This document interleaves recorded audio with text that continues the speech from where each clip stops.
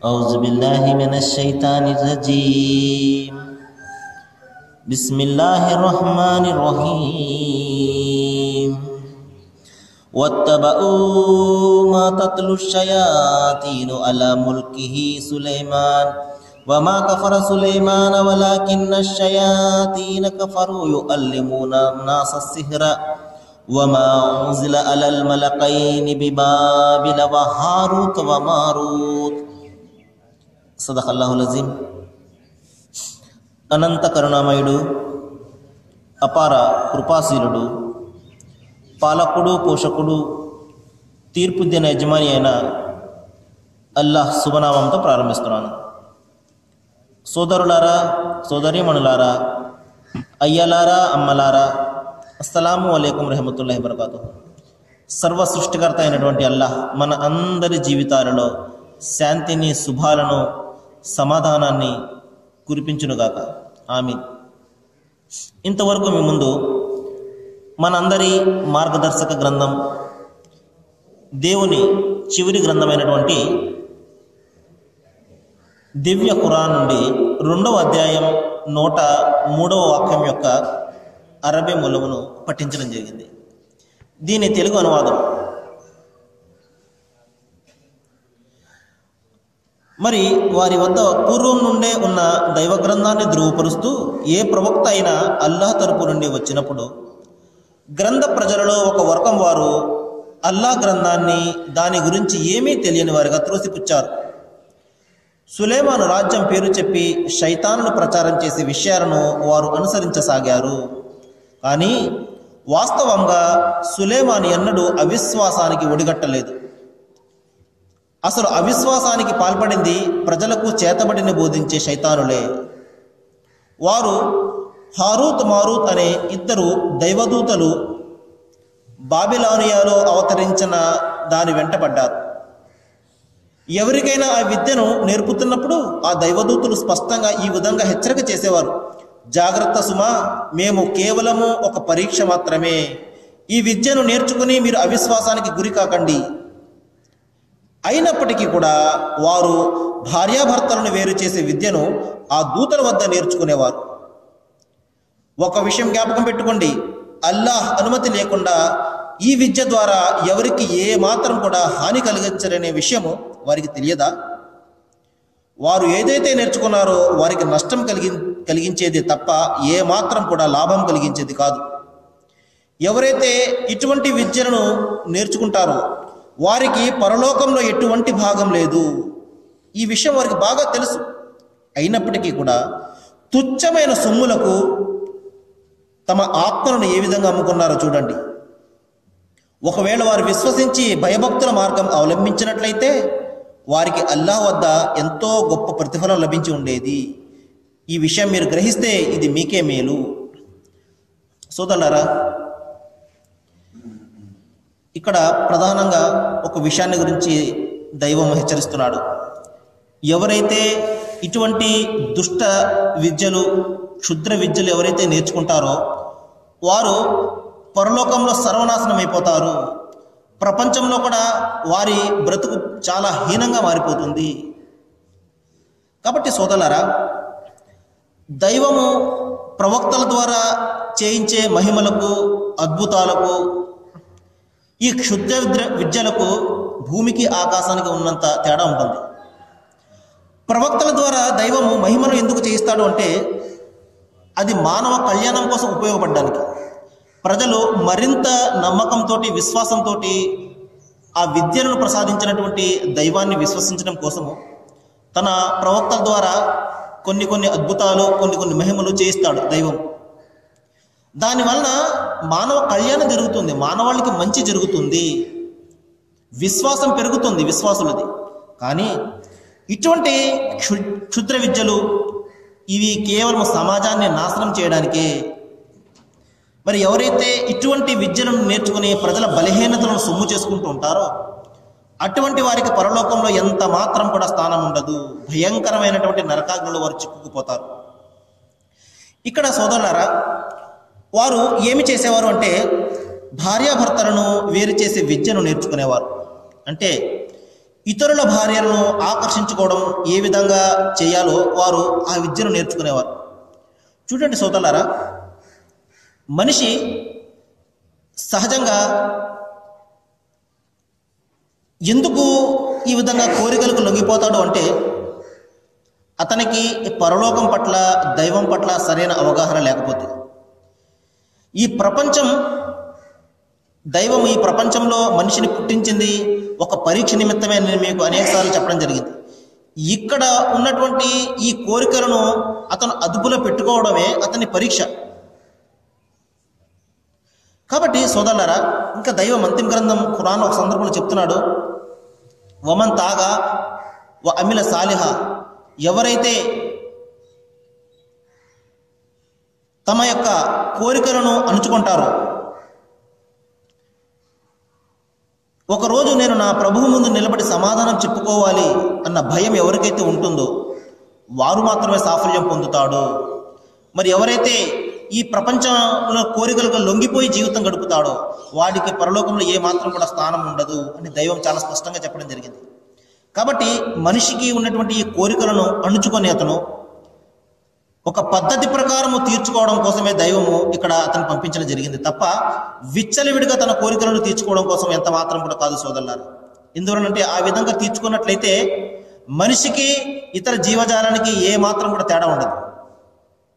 కాబట్టి తన కోరికలను అణుచుకొని దాని క్రమబద్ధంగా అతను తీర్చుకోవడంలోనే నిజమైనటువంటి మనిషిగా అతను పరిగణింపబడతాడు.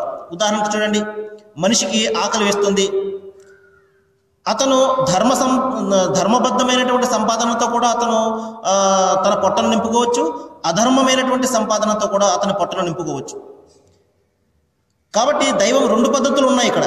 కానీ మంచి పద్ధతి ఎన్నుకొని అతను తన యొక్క పొట్టను నింపుకోవడం అనేది ఒక నిజమైనటువంటి మనిషి చేసే పని అన్నమాట. నిజమైనటువంటి ఒక విశ్వాసి చేసే పని, నిజమైనటువంటి ఒక దైవ భక్తుడు, దైవ భీతి ఉన్నవాడు చేసే పని. లేదు, ఈ పొట్ట నింపుకోవడం కోసం మనము ఎన్ని అక్రమమైన మార్గాలను పట్టామనుకోండి, దానివల్ల కలిగే ఫలితము ప్రపంచంలో కూడా మనకు అది ఎంత మాత్రం కూడా వీడిపోదు. ప్రపంచంలో కూడా దేవుని యొక్క శాపం ఉంటుంది, పరలోక మరణం తర్వాత ఆ పరలోకంలో కూడా దేవుని యొక్క శాపం ఉంటుంది. కాబట్టి ఇక్కడ మనిషి తన కోరికలను క్రమమైన పద్ధతిలో తీర్చుకోవడమే ఇక్కడ మనిషి ఆ యొక్క జీవితం ఆధారపడి ఉంటుంది. కాబట్టి మనిషికి సహజంగా ఉన్నటువంటి కోరికలను తీర్చుకోవడం కోసము దైవము వివాహము అనే ఒక అద్భుతమైనటువంటి బంధం ద్వారా భార్యలను ప్రసాదించాడు. కాబట్టి మనిషి తన ఈ కోరికలను తన భార్య ద్వారా మాత్రమే తీర్చుకోవాలి. ఈ రోజున మనం చూడండి, మన పేపర్లో చూస్తున్నట్లయితే అనేక రకాల హత్యలు కనబడుతున్నాయి. ప్రతి హత్య వెనుక కూడా ఒక అక్రమ సంబంధం అని, వివాహేతరమైనటువంటి సంబంధాలు అని చెప్పేసి మనకు పేపర్లో ప్రతిరోజు కనబడుతూ ఉంటుంది. ఈ విధంగా మనిషి తన కోరికలను అదుపులో పెట్టుకోక నచ్చినది ప్రతిదీ అనుభవించాలి అన్న ఇతని కోరిక ఉంది చూశారు, ఇదే ఇతన్ని సర్వనాశనం చేసేస్తుంది. ఈ రోజున ప్రవక్త ముహమ్మద్ సల్లల్లాహు అలైహి వసల్లం వారు చెప్పారు,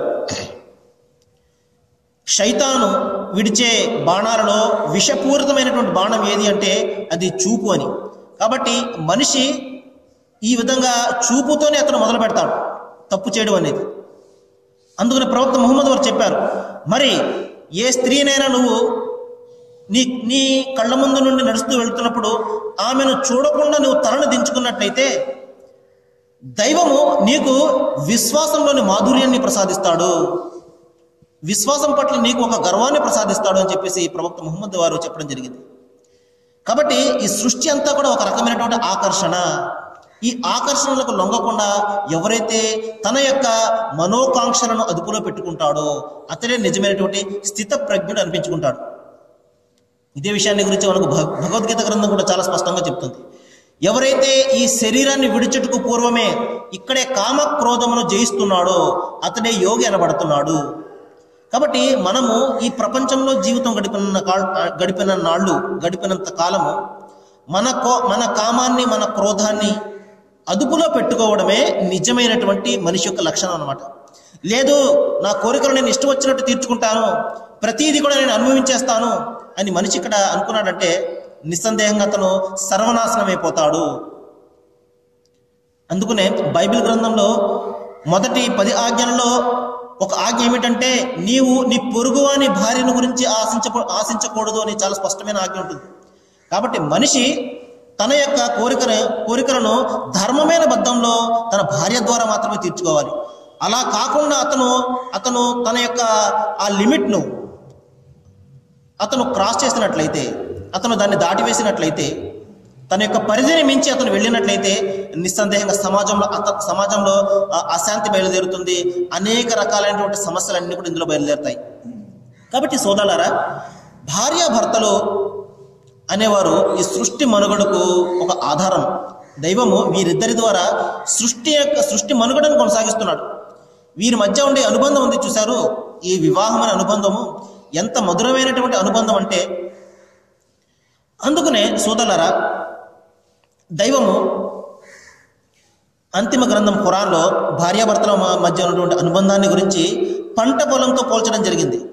నిస్సాకుం హరుసులకుం అని చెప్పడం జరిగింది. అంటే మీ భార్యలు మీకు సేద్యపు భూములు లాంటి వారు. సేద్యపు భూములు, ఒక రైతు తన సేద్యపు భూమిని ఎంతగా ప్రేమిస్తాడు చూడండి. దానికి ఏదైనా అందులో దుక్కి దున్నుతాడు, నారులు వేస్తాడు, నీరు పోస్తాడు, ఈ విధంగా విత్తనాలు జల్లుతాడు, ఈ విధంగా చీడ ఏదైనా పట్టినట్లయితే మందులు జల్లుతాడు. ఎందుకు? ఆ పొలం నుండి, ఆ భూమి నుండి తనకు మంచి పంట లభించాలి అని చెప్పేసి. అదేవిధంగా భార్య ద్వారా ఒక భర్తకు అద్భుతమైనటువంటి సంతానాన్ని దైవం ప్రసాదిస్తాడు. తన వంశాంకురాలను ప్రసాదిస్తాడు. అతని వంశము ఆ బిడ్డలతోనే ముందుకు వెళ్తుంది. మరి ఆ బిడ్డలు చిన్నతనంలో ఉన్నప్పుడు, పెరిగినప్పుడు, ఈ విధంగా బుడ్డిబుడి నడకలు నడుస్తున్నప్పుడు ఆ తండ్రి ఎంతగానో సంతోషపడిపోతుంటాడు. తన గుండెల మీద పెట్టుకుని ఆ బిడ్డను ఆడిస్తూ ఎంతో మధురానుభూతులను పొందుతుంటాడు. ఇటువంటి అద్భుతమైనటువంటి ఆనందాన్ని దైవము భార్యాభర్తల మధ్య ఉండే అనుబంధంలోనే పెట్టడం జరిగింది. కాబట్టి సోదరులారా, మరి ఎవరైతే ఈ అద్భుతమైనటువంటి అనుబంధాన్ని కాదని తమ కోరికలను ఇతరుల ద్వారా, తన భార్య ద్వారా కాకుండా ఇతరుల ద్వారా ఎవరైతే తీర్చుకోవాలి అని అతను ప్రయత్నం చేస్తాడో నిస్సందేహంగా అది చాలా భయంకరమైనటువంటి దుష్పరిమాణానికి అది తీసుకుని వెళ్తుంది. సంసారం సర్వనాశనం అవుతుంది. బిడ్డలందరూ కూడా చెల్లాచెదరైపోతారు. మరి కుటుంబాలు నాశనం అయిపోతుంటాయి. చూడండి సోదరులారా, మన పాతకాలంలో ఒక సామెత చెప్పేవారు, మరి నరుని కంటికి నల్లరాయి కూడా బద్దలైపోతుందని చెప్పేసి. కాబట్టి ఎప్పుడైతే భార్యాభర్తలు అన్యోన్యంగా జీవితం గడుపుతుంటారో మరి వారిని చూసి చాలా మంది కూడా కుళ్ళుకుంటూ ఉంటారు. కాబట్టి పైకి బాగా కనిపించినా కూడా లోపల ఈ విధంగా ఈ కుళ్ళుకోవడం అనేది ఏం చేస్తారంటే, ఎప్పుడైనా వారి మధ్య ఏదైనా చిన్న గొడవ జరిగిందనుకోండి, ఈ విధంగా కలపడానికి ప్రయత్నం చేసేవారు చాలా తక్కువ మంది ఉంటారు. విడదీయడానికి ప్రయత్నం చేసేవారు ఎక్కువ మంది ఉంటారు. తద్వారా చిన్న చిన్న కారణాలకు ఈ రోజున మనం చూస్తున్నాము, సంసారాలన్నీ కూడా ముక్క చెక్కలైపోతున్నాయి చిన్న చిన్న కారణాలకు. ఇక భారతదేశంలో అయితే పర్వాలేదు, కానీ మరి పాశ్చాత్య దేశాల్లో మనం చూసుకున్నట్లయితే, మరి నిన్ననే ఒక పేపర్లో చూడడం జరిగింది, భర్త తనకు కావలసినటువంటి టీవీ ఛానళ్లను పెట్టలేదని భార్య అతనికి విడాకులు ఇచ్చేయడం జరిగింది. ఈ విధంగా మనం చూసుకున్నట్లయితే సోదరులారా, చిన్న చిన్న కారణాలకు ఈ రోజున సంసారాలు ముక్క చెక్కలైపోతున్నాయి. మరి ఆ బిడ్డలు పెరిగి పెద్దవాళ్ళు అవుతున్నారు, కానీ వారిని గురించి కూడా పట్టించుకోవడం లేదు. మరి వారి పట్ల ఎటువంటి ప్రభావం అనేది చూపిస్తుందో చూడండి, భార్యాభర్తల మధ్య ఈ విధమైనటువంటి కలహాలు ఉన్నట్లయితే. కాబట్టి సోదరులారా, భార్యాభర్తల మధ్య అన్యోన్యత అనేది చాలా ముఖ్యమైనది. ఇది పరస్పరము నమ్మకము, ప్రేమ ద్వారానే ఇది సాధ్యమవుతుంది. కాబట్టి అమరికలు లేని ప్రేమ అంటారు చూసారా, అంటే దాపరికం లేని ప్రేమ ఎప్పుడైతే ఉంటుందో ఇద్దరి మధ్య కూడా, అంటే ఏ విషయం కూడా దాయకుండా ఎప్పుడైతే ఇద్దరు ఒకరినొకరు చెప్పుకుంటూ సహకరించుకుంటూ జీవితం గడుపుతారో నిస్సందేహంగా ఎటువంటి పొరపచ్చులు రావడానికి అవకాశం ఉండదు. కానీ ఎప్పుడైతే ఈ దాపరికలు ఉంటాయో నిస్సందేహంగా అప్పుడు ఏమీ లేకపోయినప్పటికీ కూడా ఆ శైతాన్ అనేవాడు ఈ మనసులో సందేహాలను కలిగిస్తూ ఉంటాడు. ఇంకా ప్రధానంగా భార్యాభర్తల మధ్య విభేదాలకు కారణం ఏమిటంటే అనుమానం. ప్రవక్త అంతిమ గ్రంథం ఖురాన్లో దైవం చెప్తున్నాడు, ఓ విశ్వాసులారా, మీరు అతిగా అనుమానించకండి. ఎందువలనంటే కొన్ని అనుమానాలు పాపాలు అయిపోతాయి. చూడండి, అనుమానం సహజం, కానీ అతిగా అనుమానం ఉంది చూశారు. అనుమానం పెనుభూతం అనే పెద్దలు ఊరుగా చెప్పలేదు. కాబట్టి ఈ అనుమానం అనే పిశాచము ఎప్పుడైతే ఒక సంసారంలో వస్తుందో నిస్సందేహంగా సంసారం అంతా కూడా అది అతలాకుతలమైపోతుంది. కాబట్టి అనుమానానికి ఎటువంటి తావు ఇవ్వకుండా భార్యాభర్తలు ఒకరి కోసం ఒకరు జీవితం గడిపినప్పుడు, ఒకరినొకరు అర్థం చేసుకుంటూ, ఒకరి సమస్యలు ఒకరు చెప్పుకుంటూ పరిష్కరించుకుంటూ దాపరికం లేకుండా ఎప్పుడైతే జీవితం గడుపుతారో నిస్సందేహంగా సంసారం చాలా సుఖవంతంగా ఉంటుంది. వారిని చూసి బిడ్డలు కూడా ఎంతో ఆనందంగా ఉంటారు. ఎందుకంటే తల్లిదండ్రులు ఆనందంగా ఉంటేనే కదా బిడ్డలు ఆనందంగా ఉంటారు. తల్లిదండ్రులు రోజు పోట్లాడుకుంటుంటే బిడ్డల మీద ఎటువంటి ప్రభావం చూపిస్తుందో చూడండి. కాబట్టి ఈ రోజున బిడ్డలు పాడైపోతున్నారు అంటే దానికి కారణము తల్లిదండ్రుల మధ్య సఖ్యత లేకపోవడం కూడా ఒక కారణమే. కాబట్టి తమ యొక్క బాధలను తల్లిదండ్రులతో చెప్పుకోలేరు వాళ్ళు. తల్లిదండ్రులు ఎప్పుడు కూడా గొడవ పడుతుంటారు. తద్వారా ఏమవుతుంది, వారు వివిధమైనటువంటి చెడు కార్యాల్లో పడిపోవడానికి అవకాశం ఉంటుంది. కాబట్టి సోదరులారా, అంతిమ గ్రంథం ఖురాన్ ద్వారా అల్లాహ్ మన ప్రభు అల్లాహ్ భార్యాభర్తల మధ్య ఉండే సంబంధాన్ని చాలా అన్యోన్యతతో ఉండాలి అని చెప్పేసి నిర్దేశించడం జరిగింది. చూడండి, కొన్ని ఉదాహరణలు చెప్తాను. అంతిమ గ్రంథం ఖురాన్లో దైవం చెప్తున్నాడు, మీ భార్యలు మీకు దుస్తులు లాంటి వారు, మీరు ఒకరికొకరు దుస్తులు లాంటి వారు. హున్న లిబాసుల్లకం అంతుం లిబాసుల్లా హున్న. చూడండి సోదరులారా, భార్యాభర్తల మధ్య ఉండే అనుబంధాన్ని దైవము మనము ధరించే దుస్తులతో పోల్చడం జరిగింది. మనము దుస్తులు ఎందుకు ధరిస్తాం చెప్పండి? మనము ఆ దుస్తులు అందంగా కనిపించడం కోసము, అంతేకాకుండా మన యొక్క సిగ్గును అది కప్పు పెట్టడం కోసము, మన యొక్క గౌరవాన్ని కప్పు పెట్టడం కోసము మనము దుస్తులు ధరిస్తాము. అదేవిధంగా ఈ మగవానికి ఈ భర్తకు ఈ భార్య దుస్తుల మాదిరిగా అతని యొక్క తప్పులను అంటే అతను చెడులు చేయకుండా అతనికి రక్షణ కల్పిస్తూ ఉంటుంది. అతను బయట తిరగకుండా అతనికి రక్షణ కల్పిస్తూ ఉంటుంది. అంతేకాకుండా ఎప్పుడైతే భార్యాభర్తలు ఇద్దరు కూడా అన్యోన్యతతోటి జీవితం గడుపుతారో అప్పుడు అందరూ జీవితానికి ఒక పరిపూర్ణత లభిస్తుంది అనమాట. సమాజంలో అందరూ కూడా వారిని చూసి ఆనందిస్తూ ఉంటారు. ఒక నిండుతనం అనేది సంసారంలో కలుగుతుంది. కాబట్టి ఈ విధంగా భార్యాభర్తలు దుస్తులులాగా ఒకరికొకరు ఉండాలి, ఒకరికొకరు రక్షణగా, ఒకరి యొక్క గౌరవాన్ని మరొకరు కాపాడుకుంటూ ఉండాలన్నమాట. అందుకనే దుస్తులతో దైవం ఇక్కడ పోలుస్తున్నాడు. అంతేకాకుండా ఇంకొక సందర్భంలో చెప్తున్నాడు, వ ఆషీరుహున్న బిల్ మఅరూఫ్, మీరు మీ భార్యలతోటి సద్భావనతోటి జీవితం గడపండి. వారిలో ఒక విషయం మీకు ఏదైనా నచ్చకపోతే మరొక విషయం నచ్చేది ఉంటుంది. కాబట్టి నచ్చని విషయాలను మనము ఎత్తి చూపామంటే మనలో కూడా అనేక రకాల తప్పులు కనబడతాయి. కాబట్టి తప్పులను క్షమించుకుంటూ ఆమెలో ఉండే మంచిని మనము హైలైట్ చేసుకుంటూ దాన్ని మనము ముందుకు తీసుకుని వెళ్తూ సంసారం మనం గడిపినట్లయితే నిస్సందేహంగా అప్పుడు ఏ విధమైనటువంటి పొరపచ్చులు కూడా రావు. ఇంకా అంతేకాకుండా చెప్తున్నాడు, వఅంతఅఫు అఖ్రబుల్ తఖ్వా, మీరు ఒకరినొకరు క్షమించుకుంటూ మీరు జీవితం గడపండి, ఇది దైవారాధనతోటి సమానము. చూడండి ఎంత అద్భుతమైనటువంటి మాటను ఇక్కడ సెలవిస్తున్నాడు. మీరు ఒకరినొకరు క్షమించుకుంటూ ముందుకు వెళ్ళిపోండి. ఎందుకంటే ప్రపంచంలో ప్రతి ఒక్కరు తప్పులు చేసేవాడే, తప్పులు చేయనటువంటి వాడు ఎవడు కూడా ఉండడు, ఒక దైవం తప్పించి. కాబట్టి ఈ పొరపాటు అనేవి తప్పులు అనేవి భార్య ద్వారా కూడా కలుగుతాయి, భర్త ద్వారా కూడా కలుగుతాయి. అయినప్పటికీ ఒకరినొకరు పెద్ద మనసు చేసుకుని క్షమించుకుంటూ మీరు జీవితం కొనసాగిస్తున్నట్లయితే ఇది మామూలు విషయం కాదు సుమా, ఇది దైవభక్తితోటి సమానము, దైవారాధనతోటి.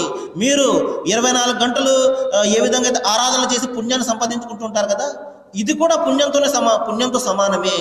ఎప్పుడైతే మీరు ఈ విధంగా ఒకరినొకరు క్షమించుకుంటూ మీ జీవితాన్ని గడుపుతారు. ఎందుకు దైవం ఇంతగా ఇన్ని విషయాలు ఎందుకు బోధిస్తున్నాడు అంటే భార్యాభర్తల మధ్య ఉండే అనుబంధం శాశ్వతంగా ఉండాలి. తద్వారా ఒక మంచి సంతానం ఉనికిలోకి వస్తుంది.